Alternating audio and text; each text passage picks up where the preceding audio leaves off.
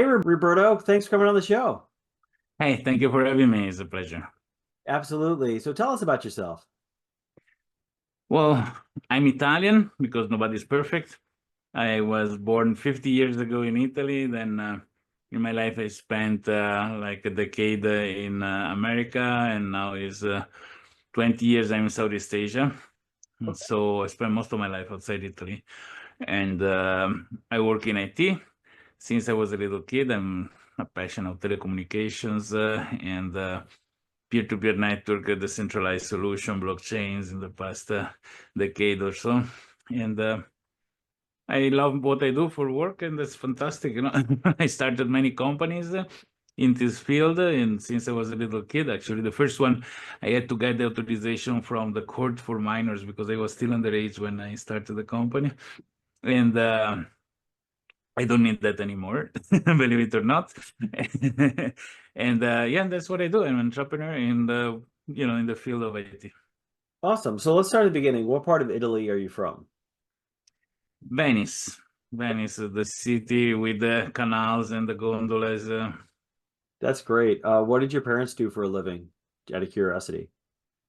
And my father was general manager of a large group of companies in the fields of the surgical, like metals. So with metal, you can do so many different things. You take magnesium, you can do medicine, fireworks, or you can with other, a lot of interesting things. They had several patents. My mom, she's being a housewife, but in the late years of her life, she's been teaching English, history of art, and then she helped people in Venice that they want to tour and understand but don't have money to afford like a guide. So there were these volunteers sort of things that she's been doing a lot of. Yeah. That's great. So when you were young, you started businesses. You mentioned that early on. And Hmm. what was your parents' reaction to you just sort of saying, "Hey, guess what? I have this business idea. I'm going to do this." Did you tell them? Did you not tell them? What was your reaction? What was that like? See, my brother and two sisters are 18 years older than me. My second name is Udan, like something like that. So I think so. I've been very free in the choices I made in my life since I was very young. I guess that I showed the ability to reason very well for the age that I had. School was absolutely boring and not challenging at all. So I was spending so much time with the, you know, technology, engineering, mechanics and computers and so on. So when at the end I had the capacity to do things, why not put them at fruition in a business? So obviously they supported me in this choice. Okay. So they were cool with your choice. What was your first business? What did you do? What because I know you're in IT now, but did you do that as a child as well? Or tell me what you Well, I mean, the first thing this will be the equivalent of a lemonade stands in the United States. At the time, we didn't sell lemonade in Italy, but I mean, for sure, but I was what, like 6, 7 years old. I was like reselling toys that wouldn't use anymore on the street. I had some people that probably want to support me that made big purchases. It was very good. So I also learned the value of money because I remember I had friends that had no idea the worth of money in both terms, in spending them and making them as well. But the first, actually, I had a computer club called Mega Computer Mania when I was 10. There has been the first experiment with electronics and also the first modems that came out. Um, there was a network for like, in France was called Minitel, in Italy was called Videotel. There was those small terminal with this asynchronous 300 bytes, 75 bytes of communication. So we were using these to access strange things. So well, it's sort of hacking, but there was no law or legislation about activity of sort. But we were say, doing a lot of research in these kind of things. And then the first incorporated company, legal, when I was 14, the first commission of a software, it was through my father company. But nonetheless, it's been a serious job. It was optical archiving of documentation. Considered that this was 99, no, even end of 80s, beginning of 90s. So long time ago. we're using Apple Macintosh to do things. So it was very innovative things, say managing all the mail that arrive in the office through different terminals like this. And and then I started doing many other kind of applications. So we did video games, we did software for cutting marbles, we did different kind of things, software for plastic surgery, software for archaeologists. It's interesting because when you do software, you get to learn everything because you need to understand the insight of how things work in so many different industries. So is a beautiful kind of job. So. So how did you find your clients early on? Because when you're 14 years old, I know you're not going out office to office selling. How did you secure your clients that paid you? That was quite interesting because we were the only software house in the province, I would say. So many times when they were seeing that we're young kids, Mm-hmm. they would skip away, and then somebody older was closing the sales and bring the job to us anyway. So at the end, the client will say, "Oh my God, it's still you." I says, "At the end, it's us. You pay, you just got paid to more money because you get a middleman now." But so there was not much other option, I guess, at the beginning, Mm-hmm. and we were quite successful. So we made a brand name for ourselves. Do you still use that brand name now, or did you separate from your partners when you were young and go on your own? Yeah, but like I think finding the right business partner is more complex than finding the right wife to marry. So I have several both. So I would say that I have enough experience. I don't use the same brand name because even when I do things by myself, when I start something new, I like it to be new. I have some brand names that are very valuable because they had the huge impact in the market, which Mm-hmm. I keep, Yep. because they're worth literally worth money. But if I do something new, I like to brand it in a new way. Gotcha. So, when did you stop the first venture? Did you go to college, or were you did you continue working in that business while you were in college? Did you not go to college? Tell us about that. I was sneaking in the university to follow lesson, business management lesson, without being registered at the university. Those were classes of 400 kids, so the teacher would not notice that somebody was there extra. Actually, sometimes they even called me to answer questions, so I participated to the full things. But to me, the knowledge was the final, objective, not much the school title or whatever else. So I use it Mm-hmm. for the knowledge. And I would say that potentially because in Italy at the time is all sponsored by the government. So 1 year of a very high level university is like the equivalent of $500, $700. So I didn't steal in terms of, like it's not that I didn't pay for a lesson that would have elsewhere I should have paid. But like I paid my taxes with my business, so at the other end, I contributed to the country. Gotcha. That brings me up a question. So after you were done with I guess like quasi sort of schooling, you were in school, but you really didn't go to school. You never I never graduated. finished. I'm still going on with that. Like Well, you never stop learning. There is 100%. never. 100%. Yeah. What did you do after you sort of like got your education you wanted to get from going and like just I guess non-matriculating is the best word I could think of for college. I would say that I was still running business when I was sneaking in the university to become a better manager of my own businesses. Okay. I always had this dream of the United States because since I was a little kid, my uncle was calling me Little American for some reason, I don't know. And so I had this thing. So when I turned 18 years old, Mm-hmm. 1 month and 1 day, just to have the driver license with the international driver license, I took a flight. And the beautiful thing when you're young and you have money because you are business that run. And when there is this window they open between closing one and starting a new one, it's like this moment of freedom that you can enjoy life. So I I went to the United States immediately, took a flight, and I arrived in New York. And then I bought this second-hand car. I went to Quebec City with it, then I went to Key West, and then went back up. So I did my exploration, and then I met people, I met friends, and I had opportunity also to do consultings, and um, having a good reason to go back very often. That's cool. So curiosity wise, you said you had a business, you ran it through college. What were you making annually in reference to your business? Like because you're a young person, like what, and it was like the late 80s, early 90s. What was your annual take? A lot for A the lot. age.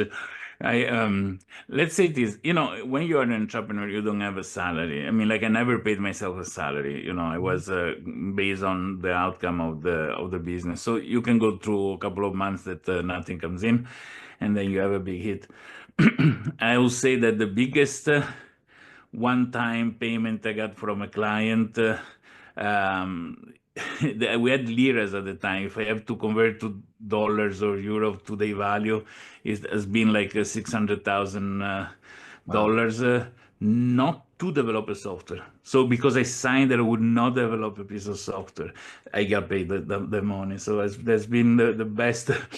The best deal of my life, getting paid for not developing a piece of software, because this company was afraid that the competitor would get the software and hit them in the market with that. So Interesting. Interesting. So you you had a sounds like a very successful business. Did you sell your business and then come to the United States, or was that $600,000 payday sort of your way, basically saying I'm just going to go to the U.S., go to the key, now, joy? What was that the about? biggest anxiety I always had when having a business have been employees. In fact, young as I was, more I would avoid the people that had a family, because I don't want to have the weight of my shoulder that, thanks to the business I do, this family is surviving. So I have a responsibility indirect of families. So more I had the kids that were living with their parents, that this money were extra things, more I was happy. I didn't want to go in that direction. So doesn't matter the money were coming in or out. I would never leave old employee by themselves. Sometimes I took some short holidays, but just a few days. Um, the moment that I could take time to go away is when I was closing a business and then waiting to start a new one. And reason to closing businesses in the past has been most of because of the end of a large contract Mm-hmm. that would not motivate us to go ahead. Big fight with the business partners. This it happened a few times, even not many years ago, like a decades ago, the last one time. And so in the moment that there is the freedom to go, and at the same time it was freedom from a girlfriend, freedom from the business. So it was really a constellation alignment that doesn't happen very easily, but it did. So Gotcha, gotcha. So you had a great relaxing moment. You went to the United States, then you decided to go back overseas again. Did you go back to Italy, or was that when you went to the Far yeah, East? yeah. Always been flying back and forth. That's me. Okay. My family in Italy was a point of referrals for me to to go back to. I had my things. So I had a nice Harley Davidson all covered with the cow hair and a horse settled in place of the seat, and only shipped it to the United States toward the last period of time. There was spending more time in the U.S. Hmm. than in Europe, but. Okay. So you bounced back and forth. You were doing consulting. What type of consulting work were you doing? Yeah, different kinds, but at a certain point, it happened something strange. I start doing consulting for law enforcement and Hmm. implementing software to do investigation. So the possibility following from records or bank records to build through analysis of patterns or repetition, all the social network of a criminal organization. Hmm. Because this calling this person with this frequency, this length of call at this time of the day means that this must be the mother's is, and and helping putting together these parts of logic in large investigation. I loved it. I spent several years with law enforcement, the anti-drug unit, particularly in Italy, and then I started doing consulting with law enforcement around the world as well. Mostly because when I started, there was no such thing like those kind of software, but with the years, more important companies started implementing large applications. So I started becoming quite in a unique place because I didn't belong to any of those vendors. I wasn't belonging to any law enforcement, but I could stay in the middle, so I could consult between the two parties and bring the right software to the right places. So. Gotcha. That brings up a couple questions. One being, I know in Italy and in America, there's the mafia. Were you ever afraid that they were going to come looking for you based upon building out the software, or were you so low level that they never knew you existed? I mean, I was in the office with the law enforcement, so I saw a lot of criminals coming in and out. Obviously, I wasn't a police officer, so it's like, not the first person they would look at. On Hmm. the other hand, I had organized crime contacted me to implement software for them, which has been a difficult situation to say no. It's like, guys, I work for the law enforcement, maybe I'm not the right person for you. But yeah. Um, it's interesting because there is this challenge on both sides, in becoming more technologically prepared to communicate, to organize things. Yeah. Hmm. Interesting. So, what algorithm did you set it up, or did you work with police officers to come up with the algorithm to sort of figure out phone calls and computer usage and all these things? Did you come up with that, or was that them working with you? I've been working with some excellent investigators. Hmm. Some are mentioning even books and things. So really top people. In fact, in the whole government of Italy, there are some areas that are specialized with some things. I was lucky to be coincidentally living in a place where there were like a sort of a head office for certain stuff. And the logic was told me from them. I can suggest things. I said, look, we can also find out this information is that of use or not. They will say yes or not, etc., etc. But for sure, they will tell me, can we see if, but can we see somebody make phone calls between this time and they are 20 minutes or more? But sure, it's a second to do it, like this sort of thing. So I learned a lot, and Hmm.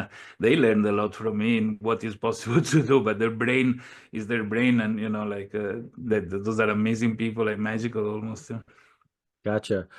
Did you work on any big high profile cases when you were consulting, or did you never know what the software is used for? No, I was working with the data, so I knew exactly what we were working on. Absolutely. Okay. Yeah, it would have been impossible. I mean, again, it's not that I was making a software training and they were using. I was just coding algorithm on the need, on the specific need in the specific moment. So yeah, I mean, I've been nominated. I had all the obviously authorization to see those information. Okay. Is there any that you can bring up, or are they classified still, or do you feel unsafe for bringing them up? I don't know. There is nothing special to say. I mean, the first operation arrested 50 people in a large drugs dealing things. They're being large because this office was receiving large operations. Not just sometime there was the small things, but most of the time were high level kind of. Works where at the end in cooperation with many other law enforcement they it would be like in the 4 in the morning, many houses where I entered, like classic things. I wasn't there when these things happened. I was during the previous time during the investigation. Okay. So you would see it on the TV after the fact, where you're like, oh, I Yeah, was on that investigation and now they arrested like 38 people or 50 people. And you're like, I had a hand in that, but no one will ever know, type of thing. yeah, I wouldn't advertise this around, but yes, I mean, like for sure, I see the newspaper, I see that then there's being celebration party and somebody bring a lot of alcohol in the northeast of Italy, even in the law enforcement. It's very funny. I mean, I didn't go to the army in Italy. It used to be compulsory to go to the army. It was not volunteer. Hmm. I didn't go, but those years that I did with the police has been like 10 times worth of the education, the culture that I would get just going to the army. So it's been fantastic. I think it's the best time of my life if I have to think about it. That's really cool. So you you did that. How did you fall in with law enforcement? Was it a friend relationship? This is A a very door? funny story, actually.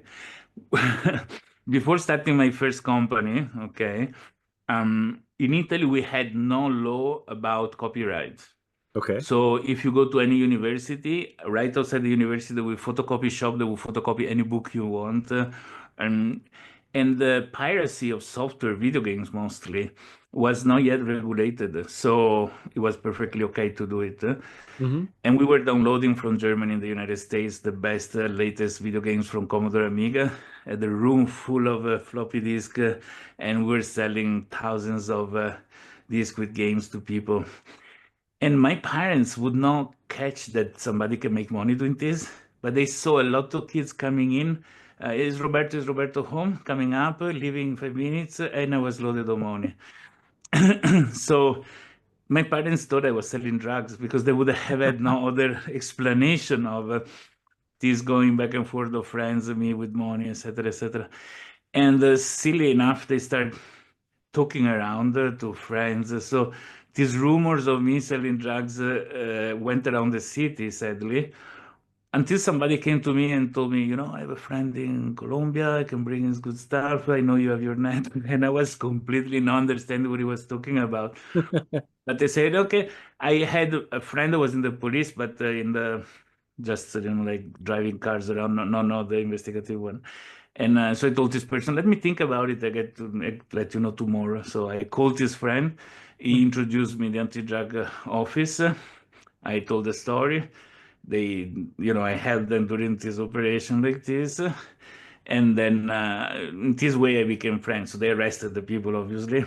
And so I went back to see them just to say hello. And they were all sitting around the table, with those uh, pin printer, the dot matrix printer. They had those paper with the holes on the side. Yeah, yeah, I Each of them remember had those.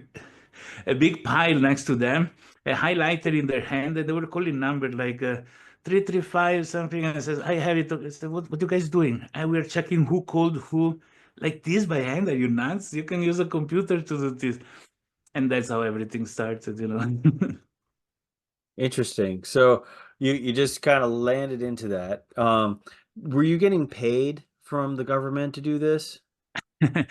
One day of consulting privately that I was selling to companies to do consulting about software architecture was at around 1,450,000 lira, Hmm. which is the spending equivalent of, I would say, $3,000 now. I don't know, but something like that.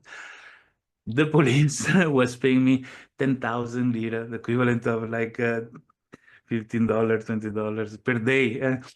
So, so consider I did all this just for giving back to my country and for the love of these people and the love of the job.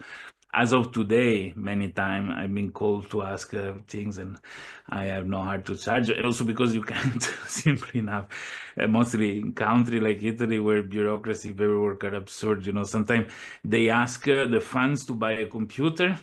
By the time the central government authorized the funds to buy the computer is not produced anymore. It's already out of production, so to say. So Wow. yeah. That's crazy. So you did that for how many years? How many years were you consulting for? Like 5, 6 years? I still do it now. Oh, you're still doing it. So Absolutely. Yeah. you're like an Italian patriot. You've been doing this the whole time, nonstop, as Yeah, well. for law enforcement around the world, not only I did for the FBI as much as I did for the Metropolitan Police, we police locally here. I mean, like, if I have knowledge that can help, why Mhm. not? Like. So when did you go international? When did you jump from just helping out the Italian government to going worldwide? The first time I went to the United States, actually not the second time, there was there in Florida. Hmm. I thought I had already a precedent years before. I practically found a scam, a very big scam that were being done online and originated from the States. Hmm. So I there was no cyber police at the time. There were only two FBI agents in the White House that they were setting up probably these sort of things because that's the only place I found to tell them. And I gave all the indication on how to get these people, what they were doing, blah, blah, blah, everything. And I received a thank you email from Bill Clinton, was president at the time, saying thank you for the support and that, blah, blah, blah, blah. So I remain with this connection, let's say, if you want. So when I was there, I looked at the Tampa, I think it was in Tampa, the headquarters for local headquarters for the FBI. So I went there to introduce myself. I said, look, I'm here for holiday, but I have this knowledge, already did this job. If you need anything, you can contact me. They must have thought I'm a crazy person, probably. I don't know, but I did my side. And eventually I started speaking at some conference of some para-government conference, work with some private investigative agencies and so on. So how much do you charge for consulting today? I guess it's more than $15 a day, I'm assuming. Yeah. My daily rate for a on spot, just one day consulting is $5,000. 5,000. Mm. That's really good. Um, and It's not too much. This is okay. I mean, there no, are lawyers that charge a lot. no, but I mean, like you're for like a niche, that's really good. Um, so you do 5,000 a day. You helped out the FBI. Um, what was the most high profile international case you worked on and helped out with? Well, actually, was with a private investigative company. Hmm. I cannot say the country, but scamming insurance, an inside job in an insurance company for stealing funds. I think has been the most strange and difficult thing. Interesting.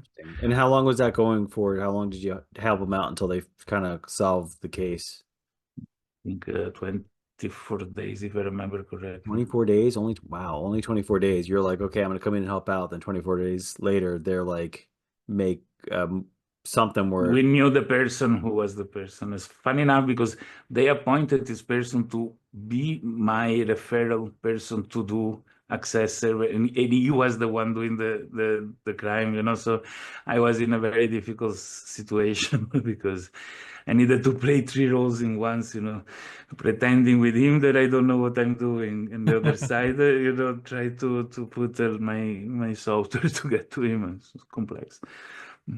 wow. Well, that's really cool. So, um, after after a point in time, you said you went to the Southeast Asia area. Are you there Yeah. now, or are you in the United States? I'm in Bali, Indonesia at this moment. Okay. Bali seems like a popular spot. I interviewed someone else that's in Bali. What made you want to go to Bali? This is another strange story. When I was working with some client, actually, this started before. I was in California doing a portal for musicians, so a project like this. And at the time, the chat was online chat that I was using called IRC, Internet Relay Chat, which Hmm. is a chat where people could not save their username. So you connect, Hold on you one grab your second. name. Apologize. I have someone at my door. I just got to make sure. I apologize. We're going to pause real What? quick. Sorry. So California, you're talking about that. Tell me about that. Yeah, I was in California doing a portal for musicians. Hmm. And at the time, chats that I used, the one that I used was IRC, Internet Relay Chat. You cannot save your username or your contact list. There was no such thing. So every time you connect, you need to try to grab back your username and look for the people. So I had all my annotation in a text file. And they broke in our house and they stole my computer. So when I bought a new computer, I was trying to contact this person I used to chat with, but without the notation in my text file, I couldn't find this person. And looking for something similar, I found somebody that was in Bali here in Indonesia. And so I became friends with this person. Hmm. And a few years later, I wanted to take a holiday pretty much. And this person popped up in the chat and says, hey, if I come to Bali, you give me help because I have no idea. So I flew here and So what fell in type of love with the computer? place.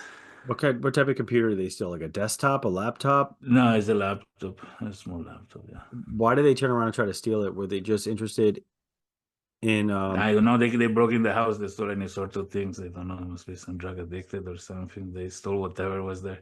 At the time, computer had a value. more than the information inside them. Today, a computer doesn't make sense to steal it Yeah, unless you want the information inside it that was different at the time. that's interesting. So you came over to Bali, you had a friend over in Bali, and Yeah. are you doing what type of IT company in Bali? Are you doing the criminal consulting work or are you doing something different? Now, first, when I arrived, I wanted to take a sort of sabbatical, some time off like this. Hmm. And in fact, I had a small passive income that could allow me to just stay here with not much troubles. And then as a friend started asking me help because he was making website for people, but he didn't know how to do technically, just the design. Yeah. So, like as I started helping him, and he was bringing more and more clients. And at a certain point, I said, "Look, let's do this. Let's split the money in three and not in two. One third for you, one third for me. One third we put on the side. One day we can open a small office or something like that. Because I always like to bootstrap company, not to take funds from somewhere else." And so it happened.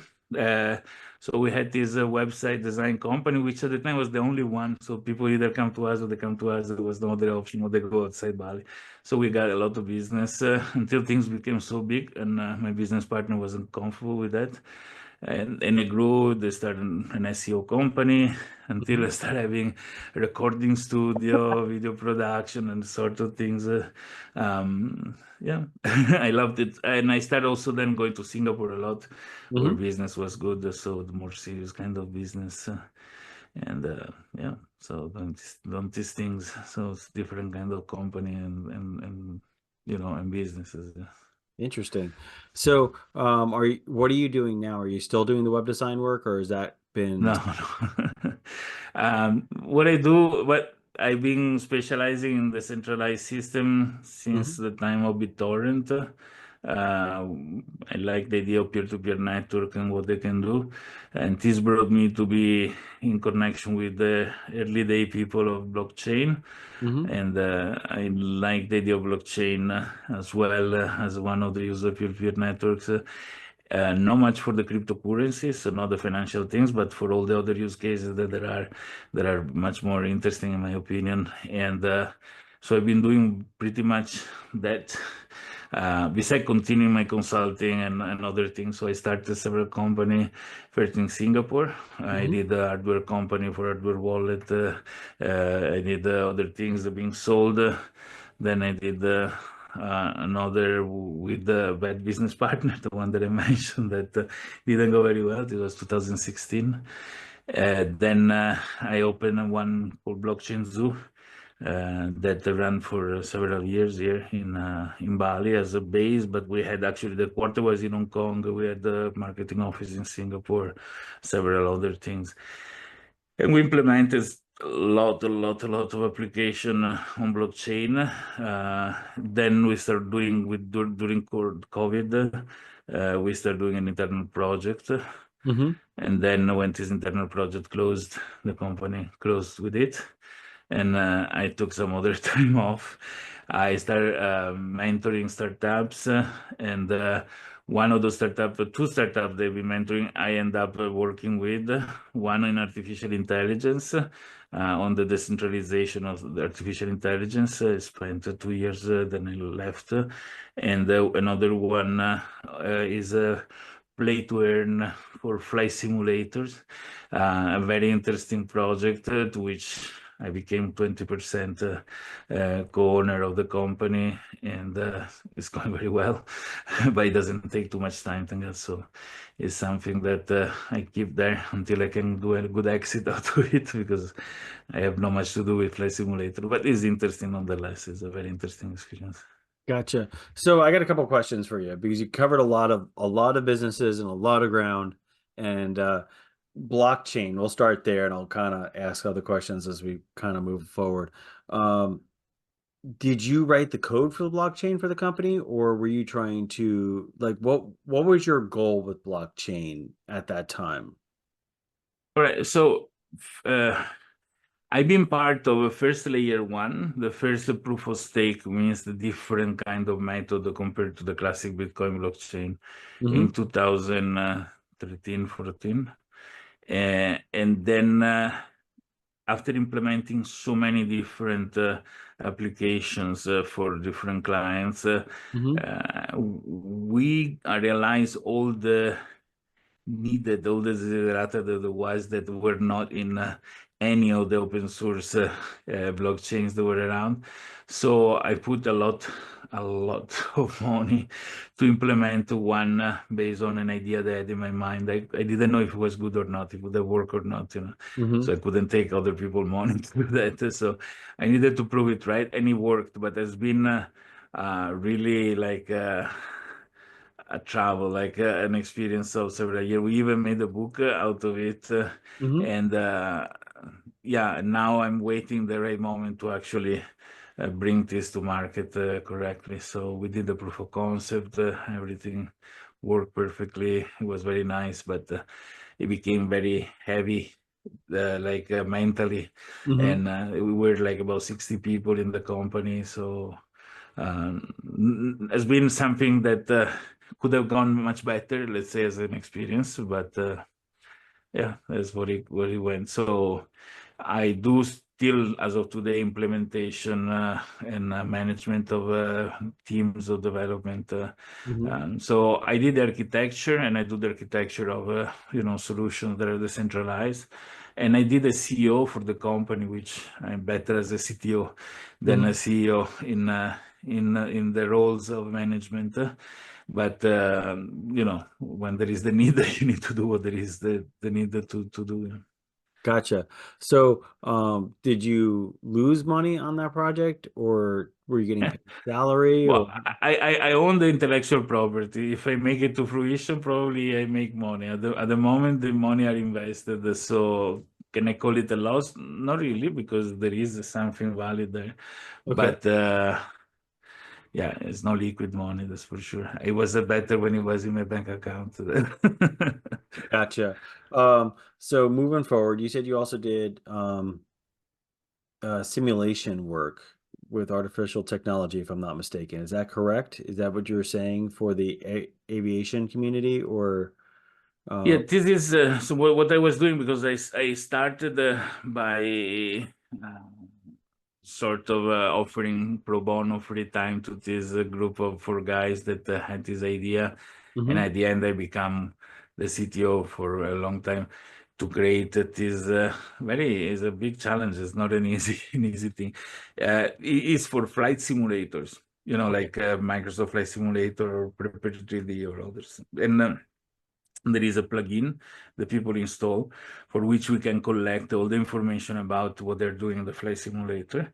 And we have some servers that take this data Mhm. based on their behavior. They can give rewards to them, also collect their data to have like a logbook of the flight that they've done. And there is all a marketplace where people can start purchasing airplanes, airports, and selling to each other. It's a very interesting thing. It's very fascinating. It brings the simulation of the industry on top of the one of flying, which is an interesting thing for the people that love to do flight simulator. Which is because it's a niche, but it's a huge niche. So Microsoft Flight Simulator a couple of years ago celebrated 10 million of active pilots, so it's not a small number. Plus, there are other also flight simulators that are not Microsoft, so it's quite a lot of people, and we Uh, bootstrapped it, and it's going well. So. How do you monetize that? Do people pay you monthly for the right to use the software, or how does that work? Yeah, there is all the gamification aspect where people purchase a pilot license, because purchasing the pilot license, they have a better salary, and then they need to grow the level of the license. So what they earn as a salary, they can use it to buy other assets. So there is a little bit of a facilitation to use actually US dollar to speed up the process rather than working very hard and all earning everything just by flying. You can actually add some US dollar and purchase other asset. So these help us implementing the whole system. And on the other side, there are but we haven't launched them yet, monthly, boosters. So you pay a monthly fee, and Mhm. you suddenly earn more and have access to other things that are exclusive. It's a game at the end of the day, so it is an interesting thing, though. Gotcha. Very interesting. So, you're doing flight simulation now. Are you doing anything on top of that, or is that your main go-to project at the moment? No, no, no. It's not even the main one. It's something that I found myself into just by mistake, if you want. I did the most complex architecture that was necessary at the beginning to make everything work. Hmm. Now it's just tweaking and setting small parameter and releasing other things. So there is quite a team of developers as well. I remove myself as CTO. I do the role of spokesperson because everybody else is Italian, they cannot speak English. And I do a video with the news once a week. That's pretty Gotcha. much my job at the moment. So it's really not taking much time. I gave it a lot to it.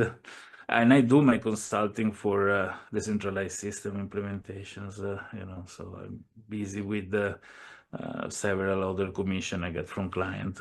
I don't have a team. I don't have a company with a lot of people at the moment, Mhm. but I am in the process to restart the blockchain zoo company. When you were mentioning if I recycle brands, this blockchain zoo lived a very interesting life. He had a moment of went dormant, and now he's gonna restart with a better business model, which was the initial design, I guess. Gotcha. So, out of curiosity, what's the name of your blockchain that you're building? Does it have a particular brand name? It's called ZooBC ZooBC. because the company was Blockchain Zoo, so this will be the Zoo blockchain. Horrible name. Probably every brand is gonna go down the line, but doesn't really matter. The the protocol Hmm. uses what we call proof of participation, and there is a very interesting logic into it. So then it can be used under many names. But the technology is what is important to me. Oh, cool. All right. Well, thank you for coming on the show today. Do you have any motivational words that you want to share with the folks that are listening? Well, each one has his own path in life. What is important is to be consistent and never, give up. So I think there is a possibility for everybody that has the consistency to succeed. Well, thank you very much for coming on the show, and I hope you have a great day. This episode was made and produced by i4 Web Services. Visit i4webservices.com to learn more.